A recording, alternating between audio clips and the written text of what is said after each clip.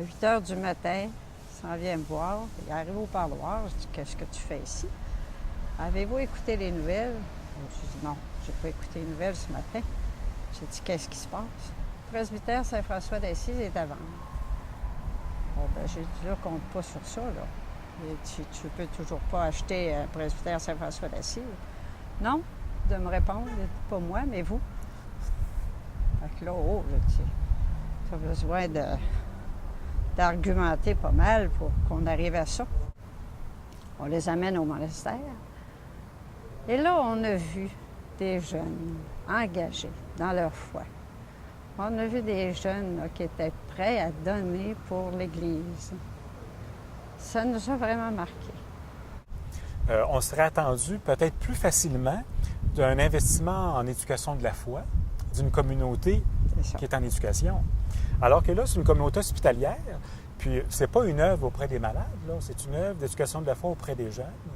Et que cette communauté-là accepte que leur charisme serve à la fois, aussi à l'éducation de la foi, je trouve ça admirable. Alors, l'évaluation qu'on avait fait faire pour savoir quelle réparation qu'on aurait, combien, ça a coûté 10 fois le prix. Il fallait avoir la foi pour continuer. La maison a été refaite de fond en comble. Il y avait un escalier au début, on n'était pas supposé de l'ôter, mais là, il a fallu le l'ôter. Le chauffage en bas, c'était au gaz, il a fallu mettre ça à l'électricité. C'était toutes des choses qui arrivaient. Il y avait le mur d'un mitoyen avec la salle de loisirs à côté. Puis on ne pouvait pas faire rien, il fallait faire un coupe-feu, puis ça coûtait des 100 000 piastres. En fin de compte, j'ai soumis bien des choses, puis ils ne m'ont pas aimé, mais ça rien. On sait très bien que c'est beau d'avoir un lieu, mais il faut en plus avoir toute la vie, l'animation, l'équipe d'animation, le travail au niveau des différents projets et tout ça. Ils nous prêtent le lieu, mais il faut quand même trouver les ressources pour l'électricité, pour le chauffage, bon, pour payer ces factures-là. Donc, on a eu beaucoup d'appui des diverses communautés religieuses. Et donc, on peut dire que c'est un projet d'église, le Centre Agapet. Ça l'a été au niveau financier et ça l'a été aussi au niveau de l'implication. On a fait le tour des membres de communautés religieuses qui sont intervenus au niveau du Centre Agapet, dans l'accompagnement, dans l'animation, dans la formation, dans le fait de donner des cours. Et on avait une trentaine de communautés différentes qui ont envoyé du personnel travailler au Centre Agapet, soit à temps plein, soit à temps partiel. Mais on sait qu'avec le fait qu'il y ait de moins en moins de membres dans les communautés religieuses qui sont capables encore de donner autant de temps et d'énergie, il a fallu se tourner vers les laïcs. Et à ce moment-là, ça implique des salaires. Et c'est grâce aux communautés religieuses, en très grande partie, qu'on a pu faire peu à peu ce virage et poursuivre l'œuvre du Centre Agapet. Le Centre Agapet est né d'étudiants de Denis Petitclerc. Les étudiants voulaient un endroit, ou enfin un moment, pour intégrer ce qu'ils apprenaient dans les cours de Denis. L'intelligence, le cœur, la pratique, l'expérience de l'Église, l'engagement dans l'Église, tout ça, ça doit faire tout un. Et c'est les étudiants qui aspiraient à ça. C'est ainsi que le centre est né. Moi, ce que je trouve d'important au Centre Agapet, c'est justement cette idée d'intégration et la formation de laïcs qui soient des adultes autonomes dans l'Église.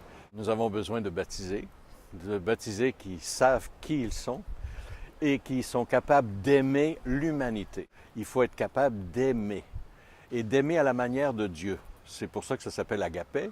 L'Agapet, c'est l'amour que Dieu nous porte et que nous avons accueilli, puis que nous reproduisons à notre tour. Plus on est saisi par cet amour-là, plus on est des disciples du Christ, on est capable de percevoir que n'importe quel être humain qui passe, et même le haut lieu que j'appelle l'arrêt d'autobus qui est en face du Centre Agapet, à part de la chapelle Bleu Poudre, ce haut lieu de vie, là où n'importe qui peut passer, cette personne-là est aimée de Dieu, désirée par Dieu pour être complètement réussie comme humain. Et je veux pour elle ce succès de vie que Dieu veut pour elle déjà. Alors, ce partage de l'amour agapé, on n'en a jamais eu autant eu besoin. Et c'est à l'origine même de la mission d'évangélisation. Ici, il n'y a pas de maître et d'enfants d'école ou d'étudiants. Nous sommes tous des disciples ensemble. il y a une entraide mutuelle, une collaboration mutuelle dans la croissance. Et ça, je pense que je maintiens le cap sur ces choses-là depuis mon entrée ici. Lorsque le projet du Centre Agapé a été présenté à la Faculté de théologie pour faire une collaboration, l'accueil a été très, très bon. D'abord, on est arrivé à un bon moment où l'université voulait développer un volet de cours à l'extérieur du campus. Oui, c'est une collaboration qui ne date pas d'hier et dont nous sommes fiers. C'est une collaboration qui n'a pas cessé de se développer et en toute confiance aussi, il faut le dire, parce que dès les origines, Denis Petitclerc était non seulement un initiateur du Centre Agapé, mais il était déjà un collaborateur de la faculté comme chargé de cours, ce qu'il est toujours encore aujourd'hui. Et donc, il y avait déjà des liens de confiance dans je dirais, les possibilités, les capacités et l'excellence de la formation qui pouvait se donner au Centre Agapé. Donc, c'est avec cette foi-là que nous nous sommes engagés comme partenaires du Centre Agapé dans le projet de formation. Il faut avoir cette connaissance minimale, intellectuelle du christianisme pour être capable et d'intégrer notre foi et d'en rendre compte à nous-mêmes, puis d'être capable de l'annoncer aux autres et de trouver les mots, les moyens éventuellement de communiquer cette foi à d'autres, en fait d'annoncer l'Évangile à d'autres. En 88, quand on a débuté, on avait un seul programme qui était Agapé Foi. Et très rapidement, des participants nous ont interpellés en lien avec un désir que certains portaient de vivre une expérience missionnaire, de voir la dimension universelle de l'Église. Alors, en 92 a été mis en place le volet Agapé Mission. Par la suite, on a eu un autre développement, c'est que les autorités du Mexique, les autorités ecclésiales, d'entre autres diocèse de Puebla, nous ont demandé si ça serait possible que non seulement on ait faire un 3 mois de stage avec des participants, mais qu'on ait un lieu de permanence là-bas pour travailler avec les Mexicains. Et c'est après plusieurs années de travail et de réflexion qu'il y a 5 ans, a été ouvert le centre Jean-Paul II dans la ville de Huatusco. On a ouvert d'autres volets avec le temps. Je pense ici à Agapé, art et communication. Et on rêve avec tout le synode sur la nouvelle évangélisation. Bien sûr, on rêve de joindre tout cet élan d'évangélisation à travers nos programmes et peut-être même d'ouvrir des nouveaux chemins.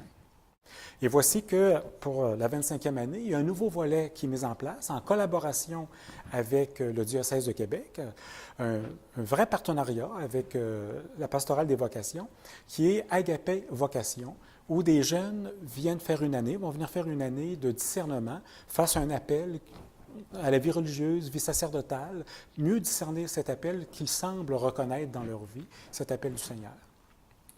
Je n'ai pas le chiffre exact, il faudrait qu'on aille faire les calculs, mais on approche les 300 participants qui ont fait une année de formation. On avait répertorié plus de 50 anciens et anciennes qui œuvraient à temps plein en Église, soit qui sont devenus religieux, religieuses, prêtres ou laïcs engagés en paroisse, en milieu hospitalier ou autre. On avait plus d'une 50aine. Et on est très heureux d'avoir contribué, avec l'aide et la grâce de Dieu, contribuer à ce que des jeunes adultes puissent trouver leur chemin et s'engagent en Église dans la société. Parce que je dis qu'il y en a une 50aine qui œuvrent à temps plein en Église, il ne faut pas penser que les autres ne vivent pas leur foi, ne sont pas engagés dans leur milieu pastoral, paroissial ou autre. Là. Donc, Agapé a porté beaucoup de fruits. On peut dire qu'à travers ces 25 ans, j'ai eu cette grâce de pouvoir voir, toucher, entendre. On pourrait faire un lien avec la première lettre de Saint Jean. Donc, le verbe de vie, prendre chair à travers des jeunes qu'on a côtoyés. Et donc, on rêve bien sûr que Agapé non seulement continue, dure, mais également que les projets sans cesse répondent de mieux en mieux aux besoins des jeunes adultes qui veulent vivre et s'engager en Église dans la société. Et qu'on soit toujours à l'écoute de l'Esprit, toujours souple, flexible, pour aller au large, aller dans les lieux, être prêt à ouvrir des chemins, parfois un peu fous, mais qui peuvent être porteurs de vie et de fruits pour notre Église et notre monde. Et là, on a porté le flambeau de la foi. Et maintenant, il faut se retirer. Alors, c'est à vous maintenant de repartir et de faire grandir la foi dans l'Église. Alors, c'est ça qui nous tient. Et nous, maintenant, nous sommes derrière vous et on continue notre prière pour vous autres.